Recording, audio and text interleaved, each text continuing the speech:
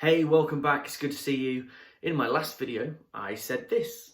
At this point, I want to make 2 videos. The first video is explaining what happened, addressing some of the mental health issues and sort of writer's block ideas that I stumbled upon and talking about the podcast. Today, that's exactly what we're going to talk about. I thought it'd be a really healthy idea to explore some of the things that I found particularly difficult about the writing process. It's not good enough, man. Fine. Oh, great. Today I don't have any instruments with me, but I do have. Oh, I sounded like. In particular, focusing on the one time in late June, July, in which you could say I had something like writer's block or a low point. Let's dive right in.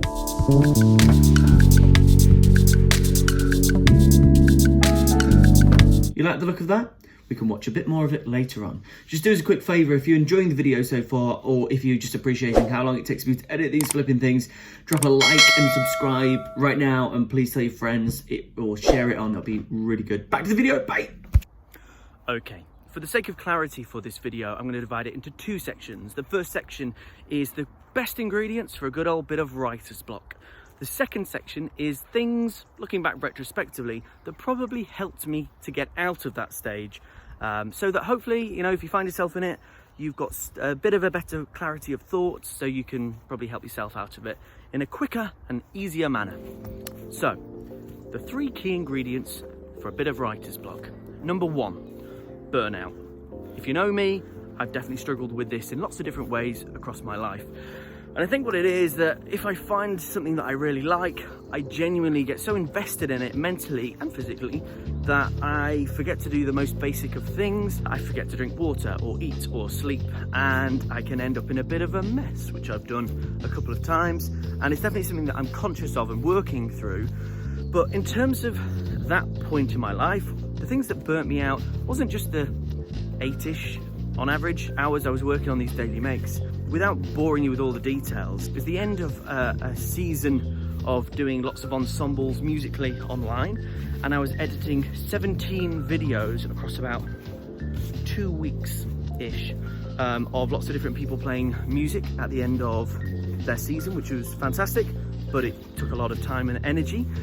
It was also the end of a school term, and at the time I was head of music and doing lots of teaching, not just class teaching and setting videos and all sorts, but I was also doing one-to-one saxophone, jazz piano, musicianship lessons across Zoom.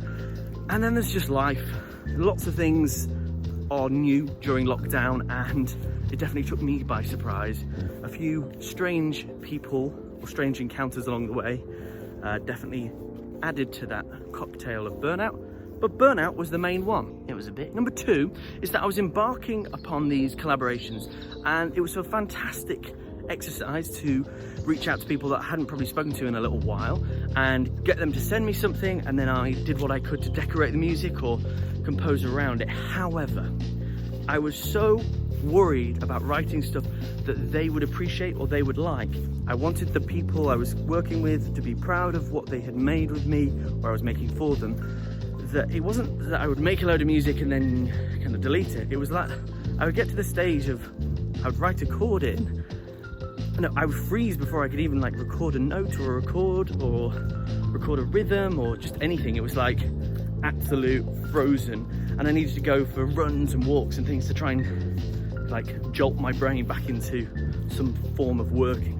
To summarize, I guess number 2 is being extra worried about what people thought of like chord choices, which is really stupid, right? Because most people don't even know what chords you're playing.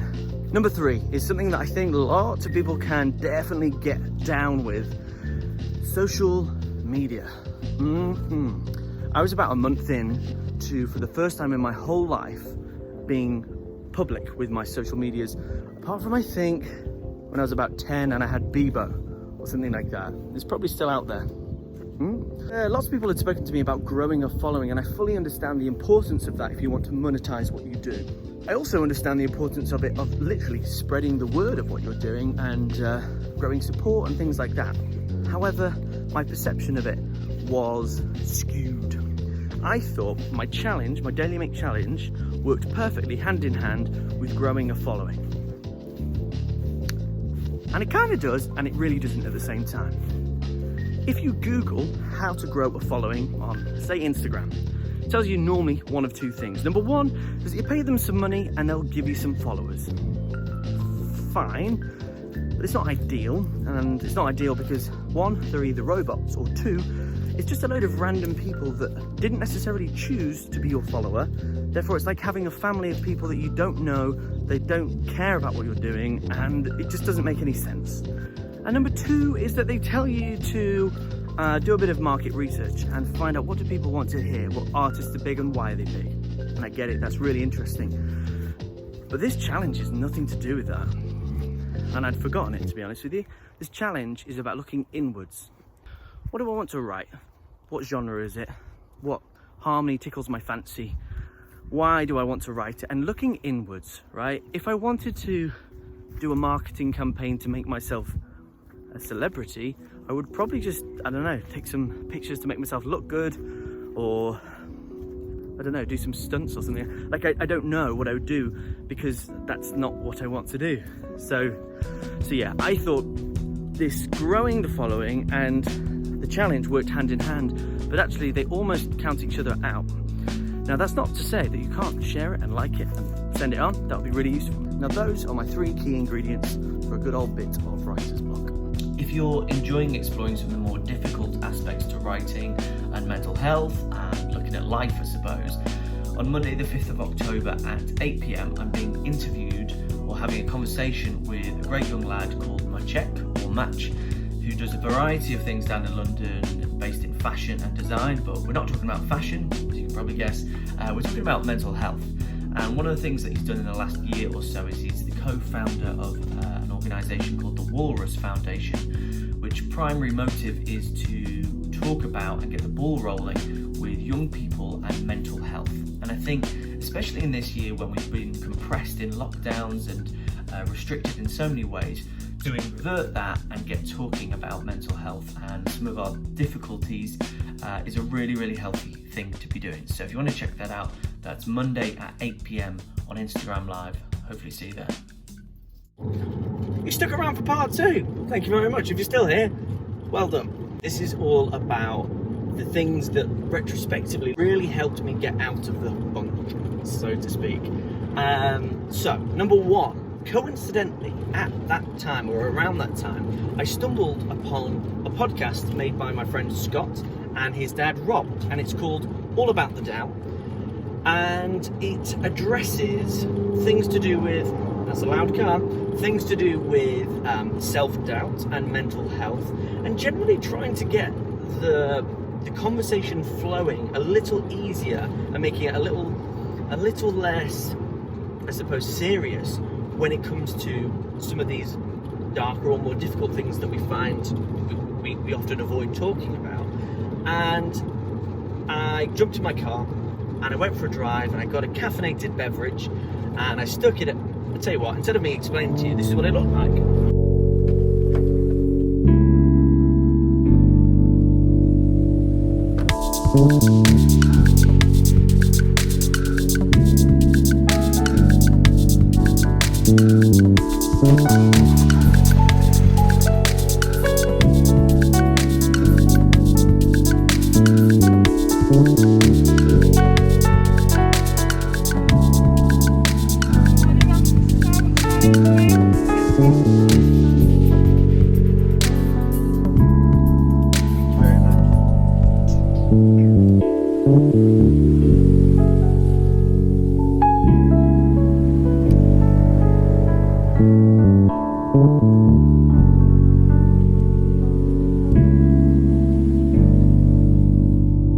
Thank you for filming that, Harry, and thank you, Scott and Rob, for this podcast because it helped me significantly.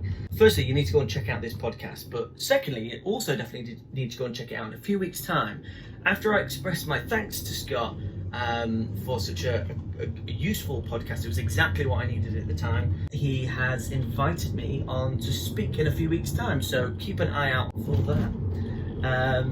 Yeah, go and check that out.